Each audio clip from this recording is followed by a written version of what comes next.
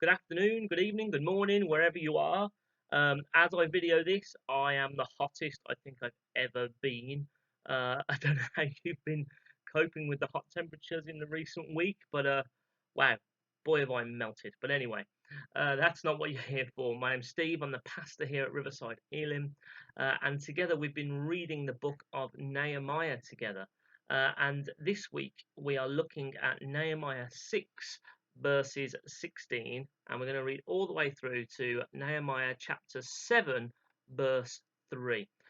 So those are the verses that we're looking at. Nehemiah 6, verse 16, all the way through to Nehemiah 7, chapter 7, verse 3. So if you haven't read them, why don't you hit pause, grab your cuppa, grab your Bible, and have a read of those verses now. Nehemiah 6, verse 16 through to chapter 7, verse 3. And then come back and unpause it and let's continue. But here we go. Let's, as if you've read it, okay?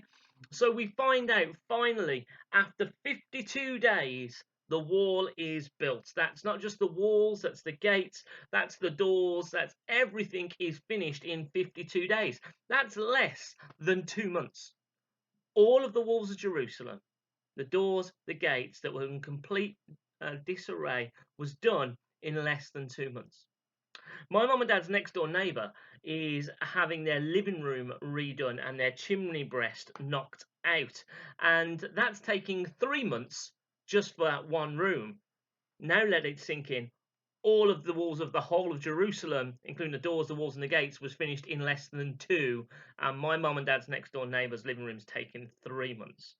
Okay, so it is amazing that the wall was finished completely in 52 days. And that's what can happen when people work together. But also, what's more importantly, this is what happens when people work together with God, for God, when God calls us to do something together, partnering for his kingdom and his glory. And actually, what happens when such a public display is done for the glory of God? What happens? People notice. Okay? The rebuilding of the wall wasn't only required for the rebuilding of Jerusalem and the reviving of the people, but the rebuilding of the wall was also a public act of God, a public witness to God and the power of God.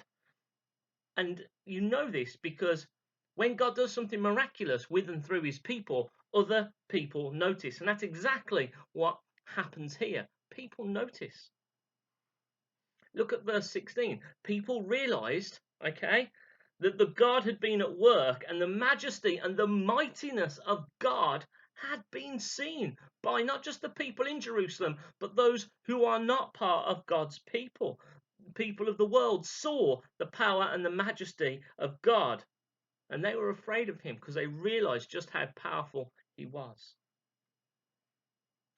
God was seen through a public act of the people, with God, for God. And we are seeing this here at Riverside, even through a lockdown. Things like Christmas on the road and opening of Just Love at Clementine's have been things in the pandemic which shouldn't have been successes, with all the challenges that are around us in a pandemic season. But they have been successes. Why is that?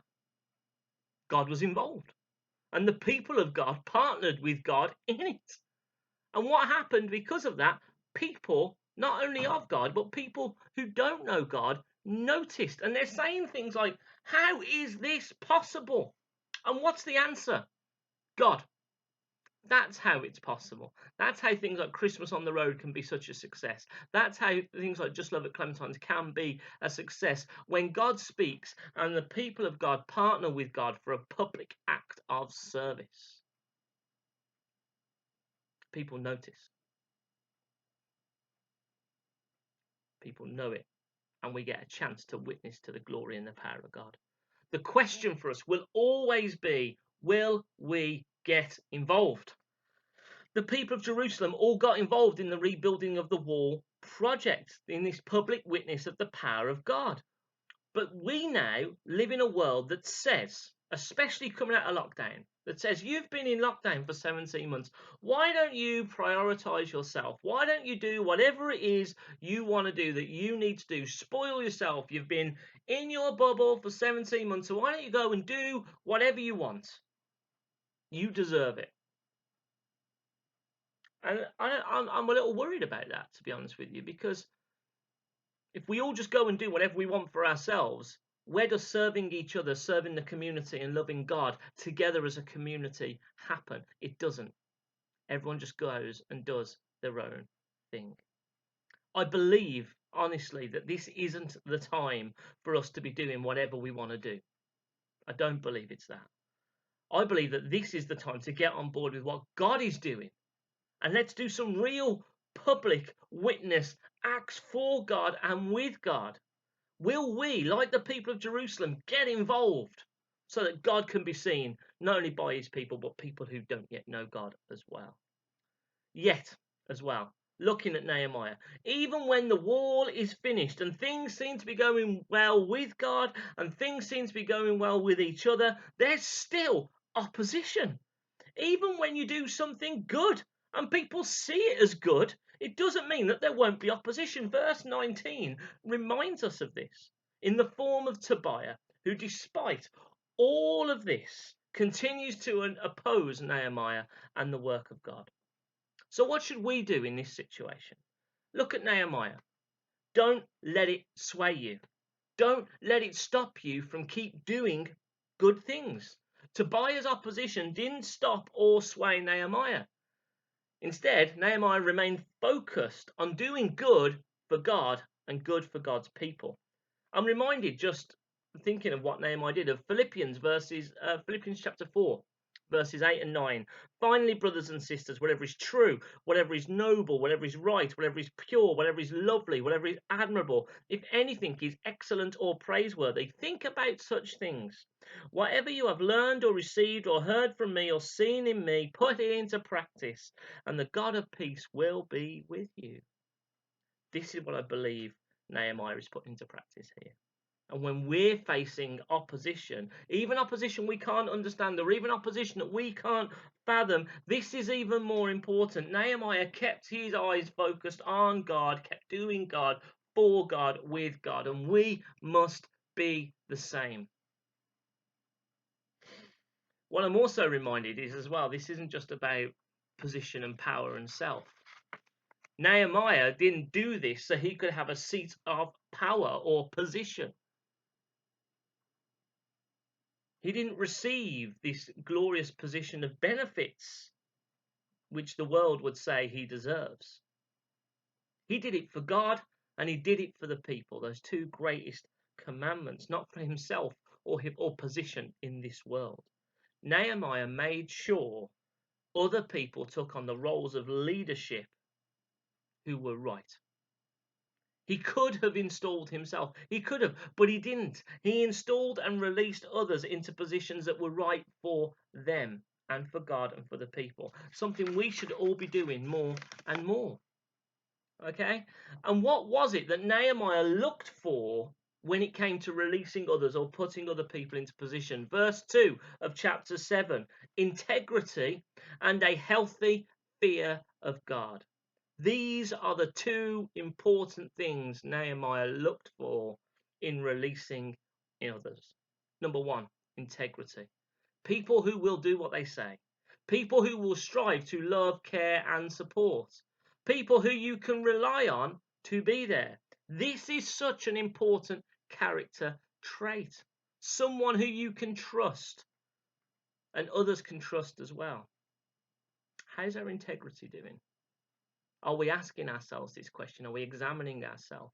Have we betrayed trust recently? Have we gossiped? Have we talked about others unnecessarily? In the name of care, when actually we're sharing things we shouldn't be sharing? Are we jumping to conclusions when we shouldn't be? How's our integrity doing? If we have a problem with someone, are we going to talk to them, or are we talking about them instead? And then the second one, a healthy fear of God. A healthy fear of God means that someone will act knowing that God is always with them. and that he is the ultimate authority. He is the ultimate power. That's what healthy fear of God is. A healthy fear of God leads us in being obedient, leads us in being humble before God and others, leads us to forgive others because we realize just how much God has forgiven us, leads us in showing grace because we realize just how much and how continual God's grace is for us, leads us in being honest because we know God is watching us if we're lying, leads us in loving and caring for others just as God is always loving and caring for us. A healthy fear of God means that what we like behind closed doors, we're the same in public. Because we know God is with us in both these areas, and we don't live according to what other people can see. We live according to God for what he can see. That's what it means to live in the fear, with a healthy fear of God. How's the fear of God doing? And are we asking ourselves if we're living with a healthy fear of God? Nehemiah acted in line with the needs of the people and in line with the word of God, something we should all strive to do. It's not just someone's gifting that we need to see. Someone can be gifted or skilled in an area, but actually they have poor integrity or they're lacking in character. It's not how just someone presents themselves or the skills someone has that should determine that what they do. It's the state of their heart and their character. That should determine it. We told in Romans 8 that the gifts of the Spirit are irrecoverable. What does this mean? It means that God gives us gifts so we can go and do things. But gifts and the heart are two different things. That's why there's so many talented people in ministry who fall, but they still have that gift of preaching or praying. We've got to be looking at the heart, the character. That's God is a God of the heart, not of the outside, not the gifts, not the skills, but a God of character. That's where integrity comes in. That's where the fear of God comes in. If we don't have that integrity, if we don't have that character, it's right that we don't get released. Too many times people do get released because they have the skills and the gifts, but they don't have the character or the integrity. Nehemiah reminds us that character and integrity are important. How's your heart? How's your character? Is it in line with God's heart for others? How can you find this out? Jesus was the embodiment of God's heart for people. He was the human embodiment of God, loving and living as God on this earth, as we should be as well. He is our guide, Christ is. How's your heart in line with the actions of Christ? That should always be our measuring stick. We live as Christians to follow Christ, imitating him in all we can. He is the example of godly character and integrity. How are we doing in line with Christ? Stay safe, stay connected, look after yourselves, look after each other, and I'll speak to you soon.